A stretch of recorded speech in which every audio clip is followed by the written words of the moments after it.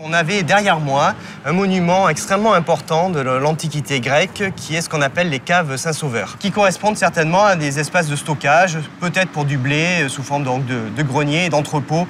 probablement public puisqu'on est ici au contact de l'agora. Ce monument est situé en fait entre la place de l'Ange qui correspond peut-être à l'agora grecque, on n'a pas retrouvé les vestiges mais c'est ce que pensent les spécialistes, et puis la partie basse qui est proche de la mer et qui va être ensuite l'emplacement du forum romain sur lequel on va avoir une grande place d'allée, le théâtre sur le côté et certainement d'autres édifices civils qui venaient encadrer ce forum. Ces caves Saint-Sauveur ont subsisté dans l'Antiquité tardive parce qu'on en a eu un usage et il s'agit certainement de ce que les textes appellent le cellier du fisc, c'est-à-dire l'endroit où l'administration mérovingienne, le représentant du roi des Francs,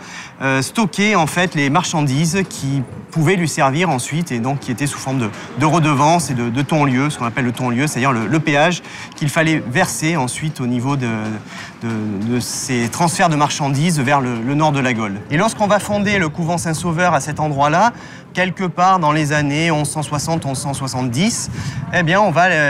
le construire finalement sur cet ancien édifice et on va le conserver dans le sous-sol. Quelques années avant la Révolution française, le monastère est déplacé et les caves Saint-Sauveur vont être accessibles en fait aux érudits qui vont pouvoir se rendre sur place et repérer finalement cet ancien monument que l'on pense antique à cette époque-là. En 1840, lors de la première liste des monuments historiques en France, on va classer les caves Saint-Sauveur comme monuments historiques. Donc c'est vraiment un ensemble qui est perçu comme étant antique et comme étant important.